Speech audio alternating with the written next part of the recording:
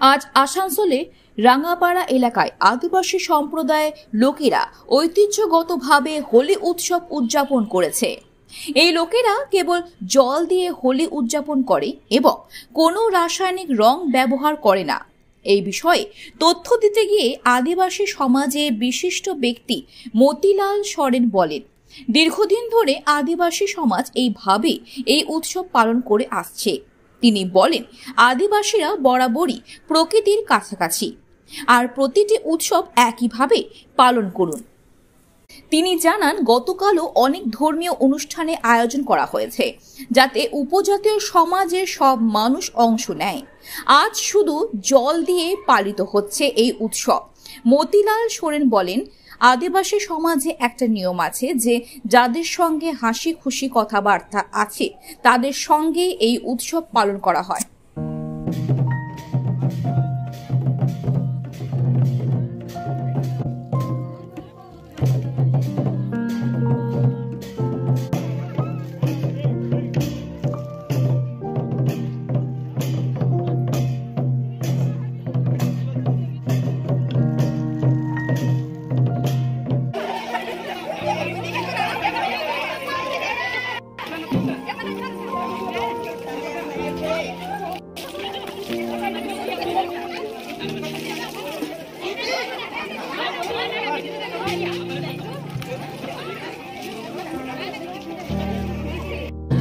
যে সমস্ত ভেষজ উপাদান রয়েছে সেই ভেষজ উপাদানেই ব্যবহার করা হয়, এমনটাই জানাচ্ছেন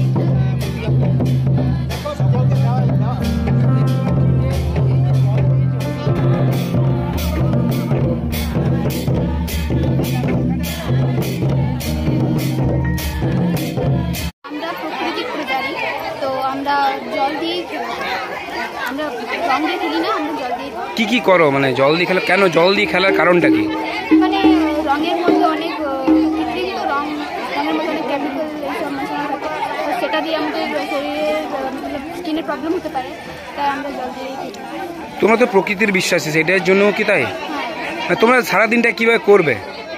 সারাদিনে সকাল থেকে হলো মানে যারা আমাদের যেমন দাদু দিদা এদের লাগে, মানে সবাইকে ঢালি না, যেমন দাদা এই কাকিদের এদেরকে ঢালি, মানে যারা আমাদের এমনি হয় কি বলে ওকে সম্পর্কে হয়, মানে এমনি একটু মজার ভাব, তো তাদের সাথে তোমাদের নাচ গানও হয়। কি বার্তা দেবে মানুষকে, তোমাদের মানে বন্ধুদেরকে কি বার্তা দেবে যারা রং নিয়ে খেলে, তাদেরকে কি বার্তা দেবে? সেটাই বলবো কি যে না, রং দিয়ে খেললে রঙের মধ্যে অনেক কেমিক্যাল এইসব মেশানো থাকে, দিয়ে আমাদের স্কিনের প্রবলেমও হতে পারে, তো ওটাই জল দিয়ে খেলে ভালো হয়।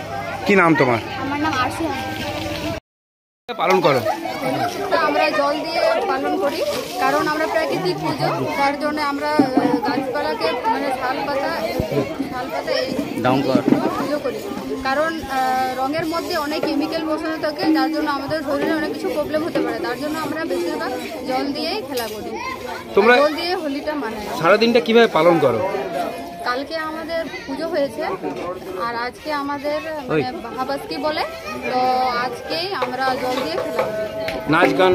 হ্যাঁ, নাচ গান কালকেও হয়েছে আমাদের, আর আজকেও নাচ গান। দেখা যাচ্ছে তোমরা বড়দেরকে জল দিচ্ছ এবং বড়রা সবাই। আমরা সবাইকে জল দিই না, যারা আমাদের সম্পর্কে কোনো কিছু মানে দাদু বা পিসা বাবা বা জামাই বাবু এনাদেরকে আমরা জল দিই, না হলে সবাইকে যে দিদি দাদা এনাদেরকে আমরা দিই না। কি নাম তোমার? শিবানী হাসদা। যে রঙের যে প্রচলনটা আছে সেটা তো একদিন আবিষ্কার হয়েছে, কিন্তু যে সময় আমাদের বাহার উৎসবটা হয়েছিল মানে আরম্ভ হয়েছিল, সেই সময় কিন্তু প্রাকৃতিকে এইসব ছিল না।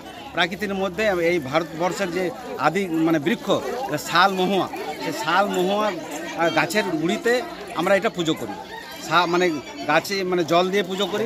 আর যে ফুল জাহের থান, ওটাকে জাহের থান বলে, এটা আমাদের সাধারণত আমাদের জঙ্গলের মধ্যে থাকে, যেখানে আমরা অন্য সময়ে ওখান থেকে বিভিন্ন জিনিস সংগ্রহ করি, পাতা ফুল ফল, কিন্তু সময়ে আবার সেখানে আমরা পুজো করি। সেটা আমাদের সেই জন্য এখানে ওই নির্দিষ্ট কোনো জায়গা আমাদের নেই জাহের থানের জন্য।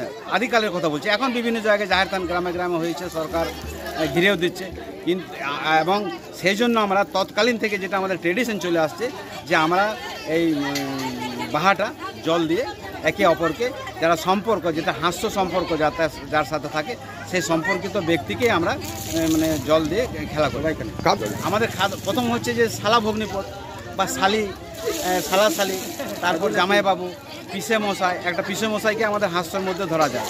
তারপরে সাঙ্গাত, দেওয়ার বৌদি, এই সম্পর্ক বা দাদু নাতি বা নাতনি, এদের এই সম্পর্কে আমরা যেটা আজকে দেখছেন তাদের সেই সম্পর্কের সাথে খেলা করছি। কিন্তু যারা বাবা, দাদা, ওই গুরুজন, তাদের সাথে খেলাটা হয় না। আমাদের এই নাচ গান, কালকে আমাদের পুজো হয়েছে সন্ধ্যেবেলায় পুরোহিত বাড়ি বাড়িতে ফুল বিতরণ করেছে, জল মানে আমরা সেই ফুলে জল ঢেলে দিচ্ছি, গ্রামের মানে কুমারী মেয়েরা ওদের পা ধুয়ে দেয়, জল ঢেলেছি। সেদিন গতকাল গেল, কিন্তু আজ হচ্ছে আমাদের পুরো নাচ গান, তার সাথে সাথে আমাদের ইয়েও হয়, সেন্দ্রা যেটাকে বলে শিকারও হয়। শিকার মানে অনেক সময় অনেকে মনে করেন যে পশু নিধন বা পশু পাখি নিধন, কিন্তু শিকার মানে সে নয়, শিকার মানে অন্বেষণ। আমাদের সেন্দ্রা। আপনার নাম আর পরিচয়? আমার নাম হচ্ছে মতিলাল সরেন, আমি এই যে রাঙাপাড়ার যে মাঝি বাবা আছে তার একজন মাঝি হব।